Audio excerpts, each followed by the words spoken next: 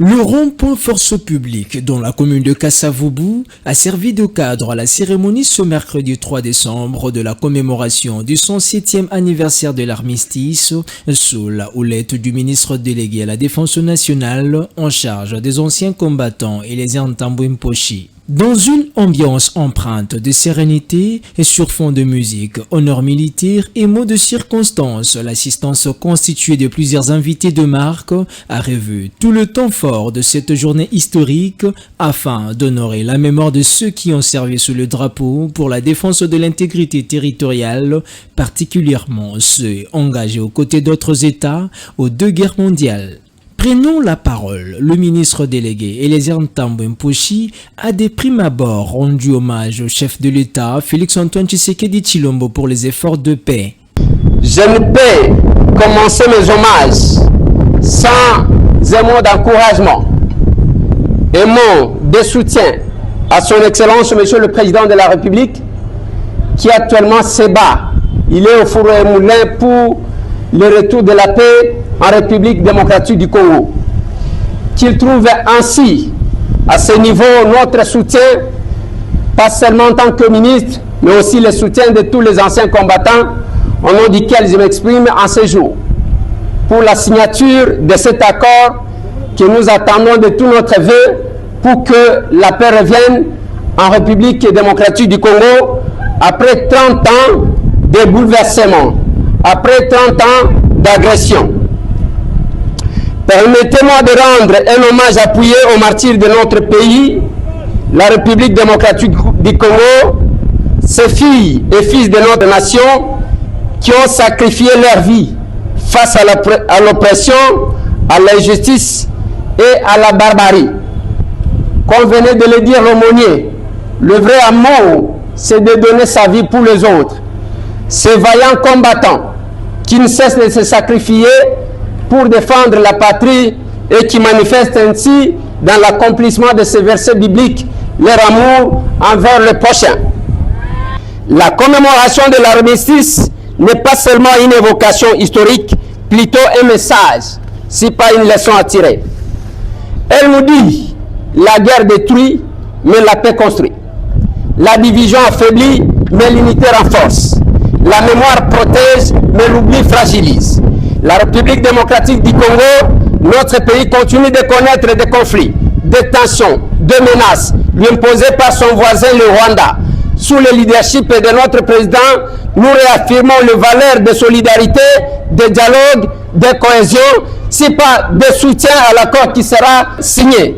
Secondo, le ministre délégué à la Défense nationale, Eliezer Ntambwimposhi, a convié les jeunes dans l'armée à suivre les traces de leurs aînés.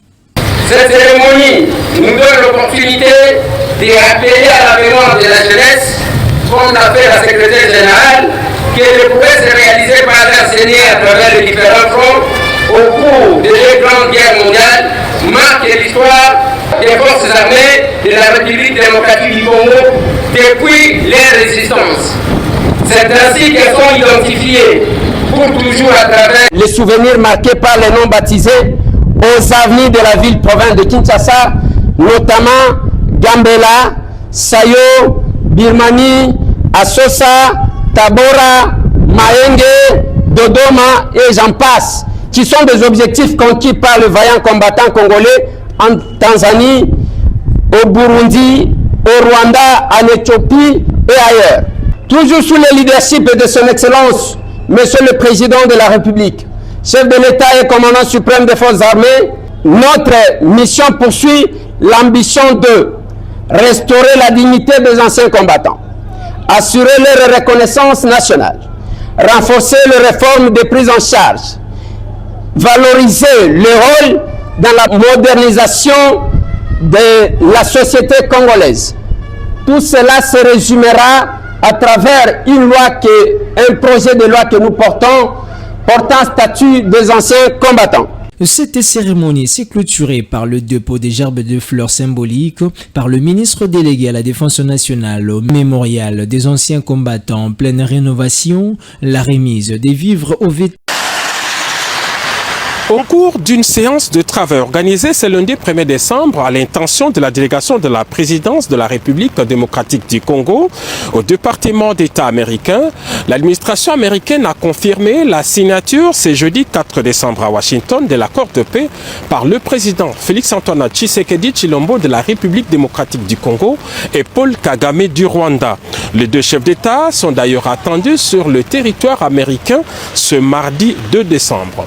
Selon le programme officiel du département d'État, la cérémonie historique va se dérouler en 2 temps et toutes les parties se sont accordées sur le détail protocolaire du programme qui devrait durer en tout 1h30. La première étape se déroulera le même jeudi 4 décembre à 11h à la Maison-Blanche.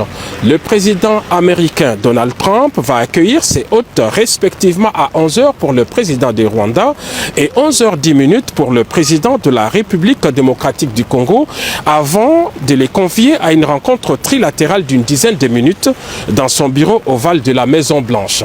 Les protocoles ne prévoient pas à ce stade de prise de parole des deux chefs d'État. Seuls les ministres des Affaires étrangères de la République démocratique du Congo et du Rwanda accompagneront les deux chefs d'État dans les bureaux du président américain.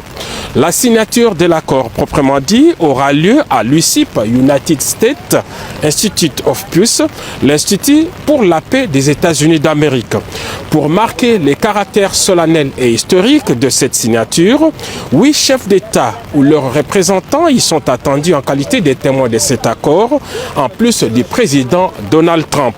Il s'agit des dirigeants de l'Angola, du Burundi, du Kenya, de l'Ouganda, du Togo, du Qatar, des Émirats arabes unis et du président de la Commission de l'Union africaine.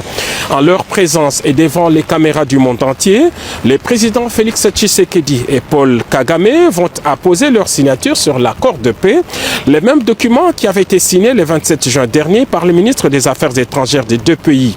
Par cet acte, les deux chefs d'État entérinent ce document qui est un instrument international de paix formel et juridiquement contraignant conclu entre les deux États souverains sous les bons offices des États-Unis d'Amérique et en présence des représentants du Qatar et du Togo en qualité de facilitateurs. Il est prévu à l'issue de cette cérémonie les déclarations publiques de président Trump, Paul Kagame et Félix-Antoine Tshisekedi Tshilombo. À ce stade, on peut donc dire que la signature de cet accord est irréversible.